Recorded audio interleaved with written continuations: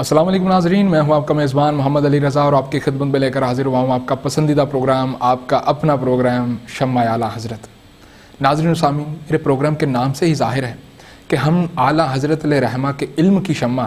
ہر دل میں جلانے کے لیے، ہر جگہ پر، ہر گھر میں یہ پیغام پہنچانے کے لیے، ہر بچے کو نعت خواں بنانے کے لیے الحمدللہ میرا یہ پروگرام آپ کی خدمت میں حاضر ہے اور آپ کا یہ میزبان آپ کی خدمت میں حاضر ہے۔ ناظرین و سامعین، میں نے میرے ڈائریکٹر صاحب نے الحمدللہ ایک سیگمنٹ ہے وہ اس پروگرام کا حصہ بنانا چاہا ہے۔ وہ بڑا کمال کا سیگمنٹ ہے اور اس میں آپ کا فائدہ ہے۔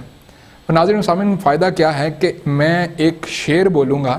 وہ شعر کلام اعلیٰ حضرت کا ہوگا، وہ اعلیٰ حضرت کے کلام میں سے کوئی ایک شعر ہوگا، تو آپ نے مجھے یہ بتانا ہے کہ یہ کس کلام کا شعر ہے، یہ نعت کا شعر ہے، یہ غزل کا شعر ہے، لیکن میں آپ کو اس کلام کے بیچ میں سے کوئی ایک آدھا شعر بولوں گا تو آپ نے مجھے بتانا ہے کہ اس کلام کا پہلا مصرع کون سا ہے۔ اور الحمدللہ ہمارے جو 5 خوش نصیب ہیں، جو 5 بہترین جواب دینے والے جو ہمارے کینڈیڈیٹ ہیں، تو انشاءاللہ ہم ان کو ہدایت بخشش اور ہمارا ماہنامہ شمع اعلیٰ حضرت انشاءاللہ ہم ان کو تحفتاً ارسال کریں گے۔ ناظرین و سامعین، تو شعر آپ کی سماعتوں کی نظر کر رہا ہوں، تو جلدی سے بس ذہنی آزمائش پہ شروع ہو جائیے کہ ذہن پہ زور ڈالنا شروع کر دیجئے کہ یہ کلام، یہ شعر کس کلام کا شعر ہے۔ تو ناظرین و سامعین، شعر آپ کی سماعتوں کی نظر کر رہا ہوں۔ اللہ کیا جہنم اب بھی نہ سرد ہوگا، اللہ کیا جہنم اب بھی نہ سرد ہوگا، رو رو کے مصطفیٰ نے دریا بہا دی ہیں۔ ناظرین و سامعین، بڑا ہی مشہور زمانہ کلام ہے، بڑا ہی مشہور زمانہ شعر ہے، اور جلدی سے بس مجھے کومنٹ کر دیجئے اور شامل ہو جائیے ہماری اس قرآن اندازی میں، اور حصے دار بن جائیے میری اس قرآن اندازی کا، اور انتظار کریں کہ انشاءاللہ ماہنامہ شمع اعلیٰ حضرت اور ہدایت بخشش آپ کے دروازے تک آنے والی ہے۔ تو ناظرین و سامعین، پروگرام کو مزید آگے بڑھاتا ہوں۔ آج کا جو ہمارا ایپیسوڈ ہے، اس میں ہم نے جو کلام سلیکٹ کیا ہے وہ بھی غزل ہے، اور اتنی کمال کی غزل ہے ناظرین و سامعین کہ اللہ اکبر، اعلیٰ حضرت کا ہر شعر، اعلیٰ حضرت کا ہر مصرع دل کو چھو جانے والا ہے۔ مجھے تو کبھی کبھی حیرانی ہوتی ہے جب میں کلام سلیکٹ کر رہا ہوتا ہوں، جب میں کلام پڑھ رہا ہوتا ہوں، تو مجھے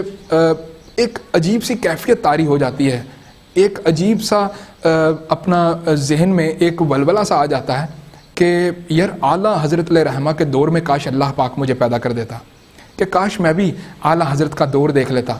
کہ اعلیٰ حضرت علیہ رحمہ کی صحبت میں بیٹھنے کا، آپ کے چاہنے والوں میں بیٹھنے کا الحمدللہ ہمیں بھی موقع مل جاتا۔ ناظرین و سامعین، مزید آپ کو بتاتا چلوں کہ یہ کلام اتنا خوبصورت کلام ہے کہ ہر نعت خواں، ہر شاعر اس کلام کو پڑھے بنا میرا خیال ہے کہ اپنی محفل کا آغاز نہیں کرتا۔ ناظرین و سامعین، کلام ہے، وہ سوئے لال زار پھرتے ہیں، تیرے دن اے بہار پھرتے ہیں، اس گلی کا گدا ہوں میں تو جس میں مانگتے تاجدار پھرتے ہیں۔ آج ناظرین و سامعین، آپ کو میں بتاؤں گا اس کلام کا بیک گراؤنڈ، آپ کو بتاؤں گا کہ یہ کلام کہاں پر لکھا گیا، کس حالت میں لکھا گیا، کیسے لکھا گیا اور یہ کہاں پر لکھا گیا۔ آئیے میرے پروگرام میں شامل ہو جائیے اور ساتھ ساتھ اچھے کمنٹ کرتے رہیے اور ساتھ ساتھ مجھے بتاتے رہیے کہ آپ نے وہ جو شروع میں میں نے آپ کو جو شعر کا بولا ہے اس کا جواب مجھے بتاتے رہیے، تو اپنے علم میں اضافہ کرتے رہیے۔ جی ناظرین و سامعین، وہ صبح لال ازار پھرتے ہیں، تیرے دن اے بہار پھرتے ہیں، اس گلی کا گدا ہوں میں جس میں مانگتے تاجدار پھرتے ہیں۔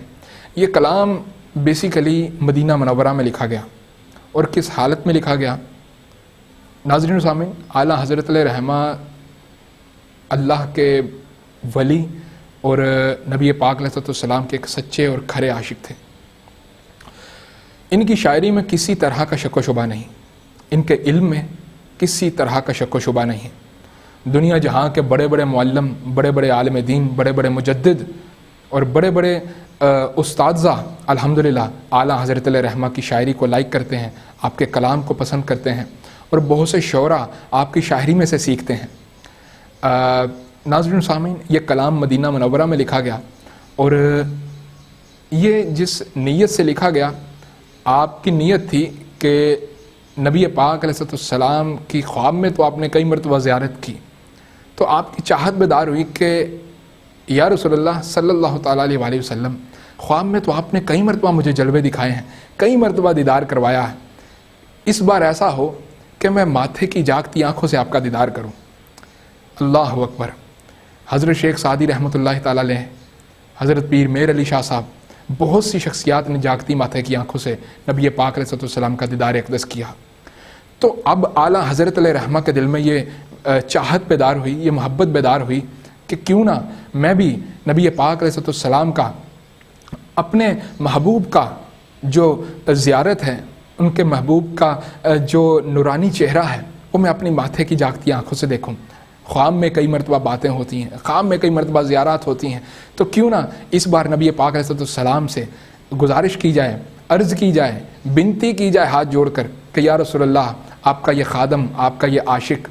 ایسی حالت زار لے کر مدینہ آنا چاہتا ہے، اور اس نیت سے آنا چاہتا ہے کہ آپ اسے جاگتی ماتھے کی آنکھوں سے اپنا دیدار کروائیں۔ خیر، آپ نے مدینہ کا سفر باندھا، عمرہ کی نیت کی اور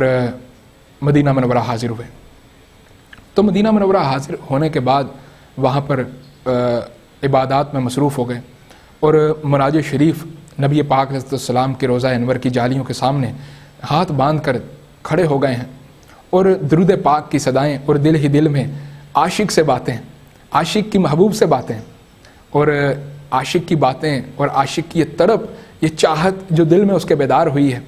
اب دیکھتے ہیں کہ آگے رسول اللہ صلی اللہ تعالیٰ علیہ وسلم سے کیا جواب آتا ہے۔ انتظار میں کھڑے ہیں، پہلا دن گیا، دوسرا دن گزرا، زاروں قطار رو رہے ہیں، اس تڑپ میں رو رہے ہیں کہ ابھی جلوہ آئے گا، ابھی دیدار ہوگا، ابھی نبی پاک علیہ السلام کا چہرہ انور، ابھی رکن یمانی ہٹے گی، اور ابھی یہ عاشق جو ہے، یہ عاشق زار جو ہے، ابھی دیدار سے منور ہوگا، اس کو دل کو چین آئے گا، اس کے دل کو، روح کو تسکین ملے گی، ابھی دیدار ہوگا۔ ناظرین و سامعین، 2 دن گزرے، تیسرا دن آ گیا۔ تیسرا دن آیا، جس راوی نے یہ واقعہ بیان کیا ہے، وہ راوی بیان کرتے ہیں کہ ہم نے دیکھا کہ یہ بزرگ یعنی اعلیٰ حضرت امام احمد رضا بریلوی رضی اللہ تعالیٰ عنہما جب مناجع شریف پہ آ کے کھڑے ہوتے تھے، جالیوں کے سامنے آ کے کھڑے ہوتے تھے، تو آپ کی آنکھوں سے اتنے آنسو بہ رہے ہوتے تھے، اتنا زار و قطار آپ فریادی بنے ہوتے تھے، اتنا زار و قطار آپ رو رہے ہوتے تھے کہ ابھی معلوم ہوتا تھا کہ یہ بزرگ وضو کر کے آئے ہیں، ان کے پاؤں ان کے آنسوں سے بھیگ جاتے تھے، اور داڑھی مبارک بالکل گیلی ہو جایا کرتی تھی، اتنا روتے تھے کہ ابھی دیدار ہوگا، ابھی سرکار نامدار حضرت محمد مصطفیٰ صلی اللہ تعالیٰ علیہ وآلہ وسلم اپنے دیدار سے اس عاشق کو مشرف فرمائیں گے۔ ناظرین سامعین، تیسرا دن آ گیا۔ تیسرا دن آیا تو بات یوں ہے کہ میں اس بات کو، اس واقعے کو کچھ اس طریقے سے، اس انداز میں آپ سے شیئر کروں گا کہ ناظرین، عاشق تو تڑپ رہا تھا، عاشق تو تڑپ رہا تھا، لیکن میں سمجھتا ہوں کہ وہ تڑپ جو تھی، عاشق کا وہ جو تڑپنا تھا، وہ سرکار نامدار حضرت محمد مصطفیٰ صلی اللہ تعالیٰ علیہ وآلہ وسلم کو پسند آ رہا تھا، عاشق کا تڑپنا سرکار کو پسند آ رہا تھا۔ تو ناظرین و سامعین، آپ نے ایسے لمحوں میں کچھ شاعری میں بات کہنا شروع کر دی، تو آپ نے کہنا شروع کر دیا کہ وہ سوئے لال زار پھرتے ہیں، تیرے دن اے بہار پھرتے ہیں، اس گلی کا گدا ہوں میں تو جس میں مانگتے تاجدار پھرتے ہیں، اور لاکھوں قدسی ہیں کام خدمت پر، اور لاکھوں گردے مزار پھرتے ہیں۔ اور جب آپ یہ کلام، یہ غزل کمپلیٹ کر کے آخر پہ آئے، مقطع پہ آئے، تو آپ نے فرمایا کہ کوئی کیوں پوچھے تیری بات رضا، تجھ سے کتے ہزار پھرتے ہیں۔ اللہ اکبر۔ ناظرین و سامعین، بس اپنے آپ کو مدینے کا سگ تصور کرنا تھا، مدینے کا سگ کہلوانا تھا، تو جناب علی رکن یمانی سے پردے ہٹے، وہ نورانی چہرہ، نبی پاک علیہ السلام کا نورانی چہرہ، اللہ اکبر، احمد رضا بریلوی کی آنکھوں کے سامنے وہ پردے ہٹ گئے، اور آپ نے ماتھے کی جاگتی آنکھوں سے نبی پاک علیہ السلام کا دیدار کیا، اور آپ اس دیدار سے بامشرف ہوئے۔ اللہ اکبر۔ ناظرین و سامعین، ہمارا عشق احمد رضا سے وابستہ ہے، اور احمد رضا کا عشق اس ہستی سے وابستہ ہے جس کی یہ پوری دنیا شمع کے گرد پروانے گردش کر رہے ہیں، گھوم رہے ہیں کہ آج نہیں تو کل ہمیں دیدار ہوگا، آج نہیں تو کل ہماری فریاد سنی جائے گی، آج مدینے والا ہمیں بلائے گا، کل مدینے والا ہمیں بلائے گا، اسی امید پر دنیا جی رہی ہے۔ تو ناظرین اور سامعین، اس کلام کا جو پہلا مصرع تھا وہ سوے لال ہزار پھرتے ہیں تیرے دن اے بہار پھرتے ہیں۔ ناظرین اور سامعین، آپ فرماتے ہیں کہ اے بہار تو پہلے بھی خوبصورت ہوا کرتی تھی، تجھ میں پہلے بھی ٹھنڈک ہوا کرتی تھی، تو پہلے بھی لوگوں کو بھاتی تھی، لیکن اب میرے آقا کی آمد ہو گئی ہے، اب میرے آقا کی آمد باسعادت ہو گئی ہے، میرے آقا کا جو اپنا جلوہ ہے وہ میں نے دیکھ لیا ہے، الحمدللہ اب تیری جو ٹھنڈک ہے تجھ میں اور چاشنی آ گئی ہے، تو اور میرے دل کو لبھانے لگی ہے، تیرے دن پھر گئے ہیں، تو اور خوبصورت ہو گئی ہے، پہلے بھی تو خوبصورت ہوتی تھی لیکن میرے آقا کی آمد سے تو اور مزید تجھے چار چاند لگ گئے ہیں۔ اللہ اکبر، تیرے دن اے بہار پھرتے ہیں، اللہ اکبر۔ ناظرین سامعین، یہ بڑا طویل کلام ہے اور میں امید کرتا ہوں کہ آپ کو اس کلام کا بیک گراؤنڈ، اور میں کوشش کروں گا کہ اس کلام کے حوالے سے آپ کو چند اور مزید باتیں بتاؤں، لیکن اس سے پہلے ایک مختصر سا وقفہ لوں گا، ہمارے ساتھ رہیے گا۔ انشاءاللہ میں بتاؤں گا کہ یہ جو آخر میں اعلیٰ حضرت علیہ رحمہ نے جو مقطع بیان فرمایا ہے کہ کوئی کیوں پوچھے تیری بات رضا تو اس سے کتے ہزار پھرتے ہیں، اس شعر کا جو شرح ہے انشاءاللہ آپ تمام دوستوں کی نظر کروں گا، میرے ساتھ جڑے رہیے گا۔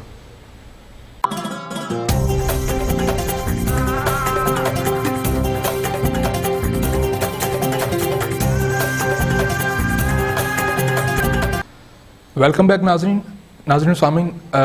جیسا کہ کلام ہم نے سلیکٹ کیا ہوا ہے وہ سوے لال ہزار پھرتے ہیں تیرے دن اے بہار پھرتے ہیں۔ آپ کو اس کلام کا بیک گراؤنڈ تو پتہ چل گیا، لیکن اب آپ کو بتانا مقصود ہے کہ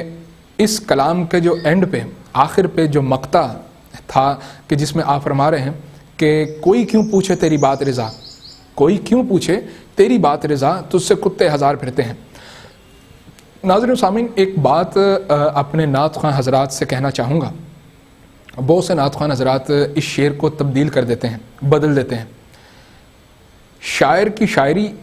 اس کی امانت ہوتی ہے، تو کہتے ہیں کہ امانت میں خیانت نہیں کرنی چاہیے۔ تو ناظرین سامعین، اعلیٰ حضرت کے کلام میں کوئی گرہ باندھ دیتا ہے، اعلیٰ حضرت کے کلام میں کوئی دوسرے کم علم شاعر کا کلام شامل کر دیتا ہے۔ میری ان نعت خواں حضرات سے گزارش ہے کہ خدارہ ہوش کے ناخن لیں کہ آپ جو ہے مخمل کے کپڑے میں بوری کے دھاگے سے ٹانکا لگا رہے ہیں، آپ کو ذرا حیا ہونی چاہیے، آپ کو تھوڑا سا معلوم ہونا چاہیے کہ آپ کس ہستی کے کلام سے کون سی شاعری آپ منسوب کر رہے ہیں، کون سی شاعری ساتھ شامل کر رہے ہیں۔ تو کائنڈلی کہتے ہیں کہ شعر کے مقابلے میں شعر ہی آنا چاہیے، گیدڑ نہیں آنا چاہیے۔ تو ناظرین سامعین، اعلیٰ حضرت علیہ رحمہ شعر اسلام ہیں، اور الحمدللہ ہماری کوشش ہوتی ہے کہ آپ تک علم کی شمع پہنچائی جائے۔ تو ناظرین سامعین، یہ کلام جو تھا اعلیٰ حضرت علیہ رحمہ نے مدینہ منورہ میں لکھ دیا، تو بڑی مقبولیت ملی اس کلام کو، بڑا الحمدللہ پاپولر ہوا یہ کلام۔ ناظرین سامعین، کہتے ہیں کہ اعلیٰ حضرت کے ایک مرید اعلیٰ حضرت کی بارگاہ میں حاضر ہوئے اور کہا کہ یا سیدی پیر و مرشد، میں مدینہ جانا چاہتا ہوں، حج کے لیے روانہ ہونا چاہتا ہوں، حج کے ایام تھے، تو حج کی اجازت لینے کے لیے مرید اعلیٰ حضرت کی بارگاہ میں آیا۔ آپ نے فرمایا کہ نہیں، اس بار نہیں جانا، پھر کبھی چلے جانا۔ مرید رک گیا، کہا کہ پیر صاحب کا حکم ہے، مرشد کا حکم ہے، تو رک جاتا ہوں، ٹھہر جاتا ہوں، شاید اس میں کوئی مصلحت ہو۔ تو آئندہ سال پھر دوبارہ وہی مرید حاضر ہوا اور کہا کہ یا سیدی اب مجھے اجازت دیں، میں مدینہ دیکھنا چاہتا ہوں، حج کے لیے روانہ ہونا چاہتا ہوں۔ تو آپ نے فرمایا کہ نہیں، اس بار بھی نہیں جانا۔ بغیر کسی عذر کے وہ مرید بیچارہ واپس چلا گیا۔ تو جب تیسرا سال آیا، اس بار مرید سے رہا نہیں گیا، زاروں قطار رونے لگا اور کہنے لگا پیرو مرشد اس بار مجھے حاضری کی اجازت دے دیجیے گا، آپ سے ہاتھ جوڑ کر درخواست کرتا ہوں کہ اس بار مجھے مدینہ جانے سے نہ روکیے گا، حج سے نہ روکیے گا، میں اس بار حج پر لازمی جانا چاہتا ہوں۔ تو اعلیٰ حضرت علیہ رحمہ نے فرمایا اچھا چل ٹھیک ہے، چلے جانا لیکن مدینہ نہ جانا۔ آئے ہائے ہائے، چلے جانا لیکن مدینہ نہ جانا۔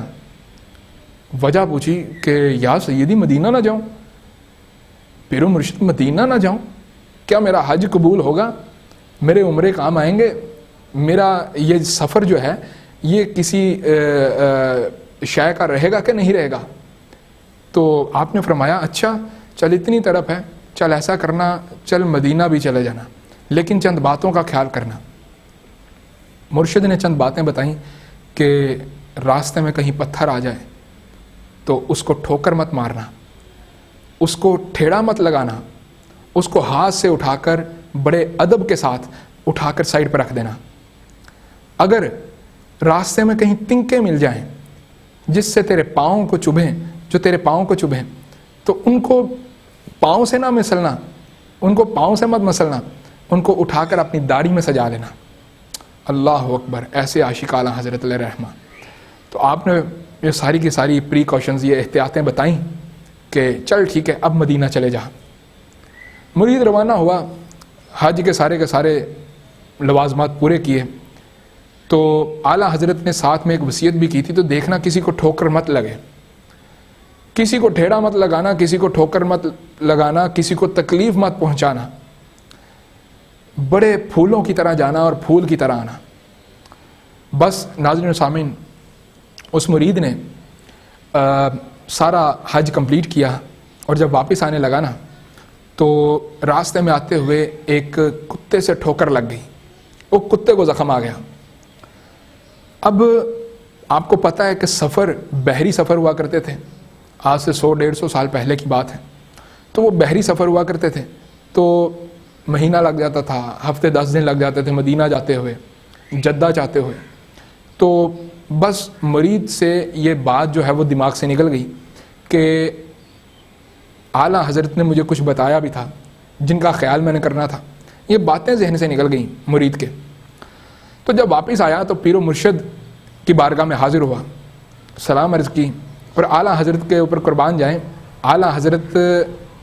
کے پاس جب بھی کوئی مدینہ سے آتا تھا نا تو آپ دستبوسی فرماتے تھے، آپ اس کے ہاتھ چوم لیتے تھے۔ تو آپ نے اپنے مرید کے ہاتھ چوم لیے اور آپ نے فرمایا کہ ہاں بیٹا اچھے سے سفر ہو گیا، سارے کے سارے معاملات، سارے کے سارے لوازمات اچھے سے ترتیب ہو گئے۔ تو مرید نے فرمایا یا سیدی بہت بہترین ہو گیا، سب بہت اچھا ہو گیا، سب بہت کامل ہو گیا۔ تو اعلیٰ حضرت علیہ رحمہ آپ نے فرمایا کہ یاد کرو کہ کہیں کوئی گستاخی نہ ہو گئی ہو، کہیں کوئی مسئلہ نہ درپیش آ گیا ہو، کہیں کسی کو کوئی ٹھوکر نہ لگ گئی ہو۔ مرید نے کہا نہیں یا سیدی بڑا بہترین رہا پروگرام، الحمدللہ بڑے اچھے سے ترتیب دیا میں نے۔ تو پھر اعلیٰ حضرت کے اصرار کرنے پر فرمایا کہ یار یاد کرو بیٹا یاد کرو، کہیں ہو سکتا ہے کسی کو ٹھوکر لگ گئی ہو، کسی کو کوئی نقصان آ گیا ہو، کسی کو کوئی زخم آ گیا ہو۔ تو مرید کو اچانک دماغ اس کا کام کیا اور کہا کہ ہاں یاد آیا پیر و مرشد، میں جب واپس آ رہا تھا تو راستے میں آتے ہوئے ایک کتے سے میری ٹکر ہو گئی اور اس کتے کو زخم آ گیا۔